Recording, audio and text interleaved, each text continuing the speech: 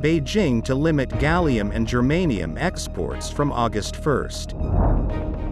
Xi undecided on whether to order military unification with Taiwan by 2027. Putin will speak with leaders of China and India in SCO summit. Yellen to visit China this week. Russia's envoy says no grounds to maintain grain deal status quo. Macron pushes for an end to looting. Canada officially bans testing cosmetics on animals. Australia leads world in psychedelic prescriptions.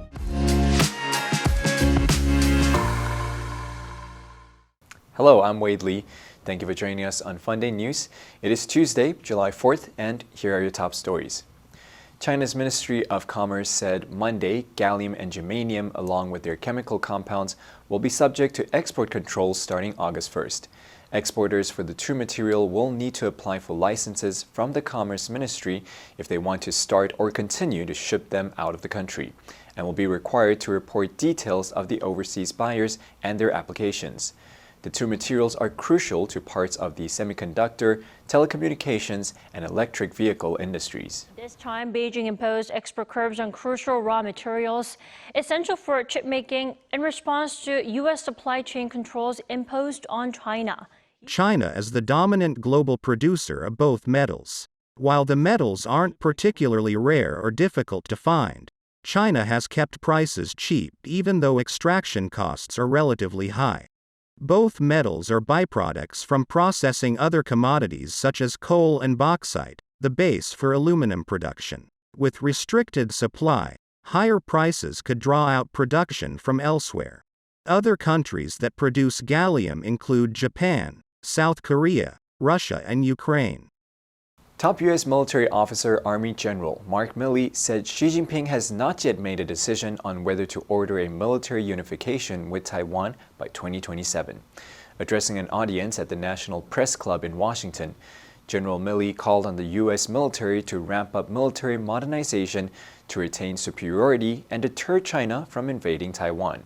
General Milley, chair of the Joint Chiefs of Staff, noted that there is a very subtle distinction in ordering the general to develop the capabilities and making a firm decision. The world was too interconnected. The interdependence made war illogical. General Milley said the Chinese president has stated publicly that he has challenged the People's Liberation Army to develop the military capability to unify Taiwan with China by 2027. So he didn't say, "I've decided to attack and invade." The general added, "You want to make sure that every single day President Xi wakes up and says today's not that day." He said, "The faster we move on military modernization, the faster we can retain military superiority. Then I believe we are more likely than not to deter war." Russia President Vladimir Putin will participate virtually on Tuesday for a summit of the Shanghai Cooperation Organization held in Varanasi, India. It's his first multilateral summit since an armed rebellion rattled Russia. The Shanghai Cooperation Organization is a security group founded by Russia and China. This year's event is hosted by India, which became a member in 2017. Iran is set to join on Tuesday. Belarus is also in line for membership. The Shanghai Cooperation Organization is holding its annual summit. For Putin personally, the summit presents an opportunity to show he is in control after a short-lived insurrection by Wagner mercenary chief Yevgeny Prigozhin.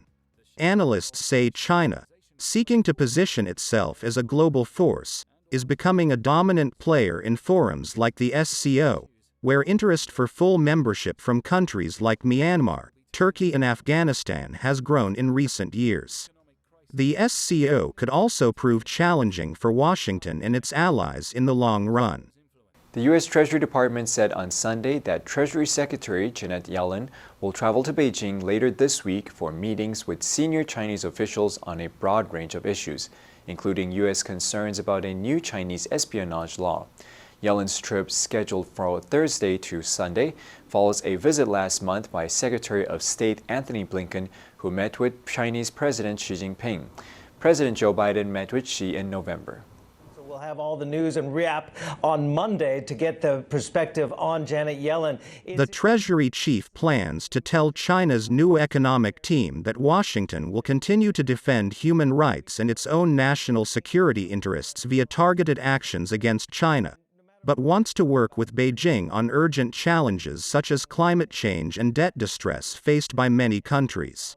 A senior Treasury official said, "We seek a healthy economic relationship with China, one that fosters growth and innovation in both countries." Do today learn? Today is Tuesday. Commercial. Traveler 是旅行者。 I have to wait for Clee. So he or she is at the Columbia Towers Hotel gift store. 所以他在这个饭店的礼品店，然后他要买东西。Okay, so let's take this chance and listen to the. 学习让生活充满乐趣。Funday 英语。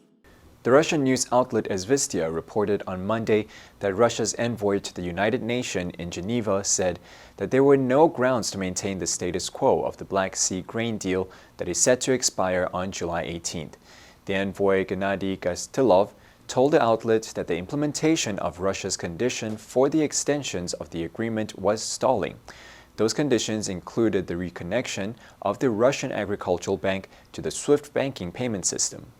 Gatilov told Izvestia that Russia has repeatedly extended the deal in the hope of positive changes. However, what we are seeing now does not give us grounds to agree to maintaining the status quo. The Black Sea grain deal, brokered by the United Nations and Turkey in July 2022, aimed to prevent a global food crisis by allowing Ukrainian grain trapped by Russia's invasion to be safely exported from Black Sea ports. There are 29 vessels registered under the Black Sea deal to export the grain. French President Emmanuel Macron is counting on law enforcement to restore order after almost a week of nationwide riot touched off by a police officer's fatal shooting of a teenager. Agence France Presse reported Macron will meet on Tuesday with some 220 French mayors to discuss the situation. Last Sunday, rioters ramp-raided the home of a Paris suburb mayor, set the car alight, and launched fireworks at his wife and young children as they fled during a fifth night of the nationwide unrest. Politicians including far-right leader Marine Le Pen have rallied to condemn the attack with the ramming of a burning car into the home of the mayor of Les Halles-les-Roses at Paris suburb. Stéphane Hardouin, a public prosecutor, said authorities were investigating attempted murder after the mayor's partner and two young children escaped the house through a back door. Prime Minister Elizabeth Borne visited the town Sunday. He said, "We'll continue to bring order as quickly as possible. No mayor will be left alone."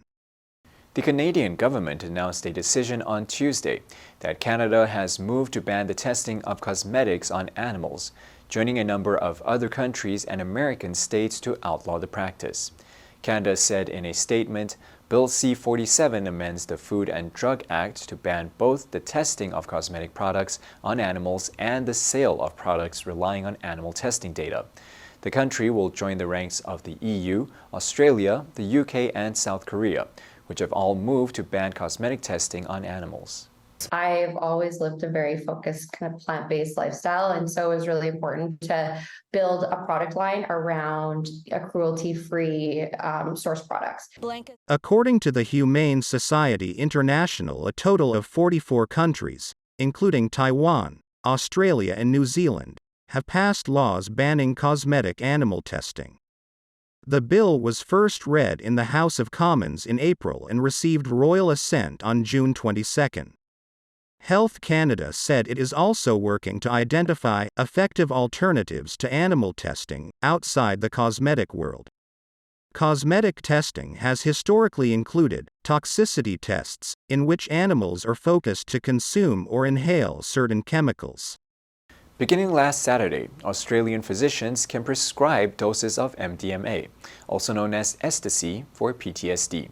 Psilocybin, the psychoactive ingredients in psychedelic mushrooms, can be given to people who have hard-to-treat depression. The country put the two drugs on the list of approved medicine by the Therapeutic Goods Administration. The move was announced in February but took effect July 1st. But the drug will be expensive in Australia, about $6,600 per patient for treatment. In the U.S., psychedelics researchers have benefited from federal grants, including Johns Hopkins, and the FDA released draft guidance late last month for researchers designing clinical trials testing psychedelic drugs as potential treatments for a variety of medical conditions. Still, the American Psychiatric Association has not endorsed the use of psychedelics in treatment, noting the FDA has yet to offer a final determination. Scientists in Australia said Australia is at the forefront of research in this field. Now let's take a look at the news of cosmetic animal testing. Number 1, outlaw. 宣布不合法，使成为非法。The regional governor has been given power to outlaw strikes and compel suspected troublemakers. Number 2, amend. 修正，修订. We reject any suggestions that the law needs amending. Number 3, assent. 同意，赞成. The director has given her assent to the proposals. And that's all for today's Funday news. Be sure to tune into Funday news from Monday to Friday and click the link below now to join Funday for free. I'm Wade Lee, your host. I'll see you next time.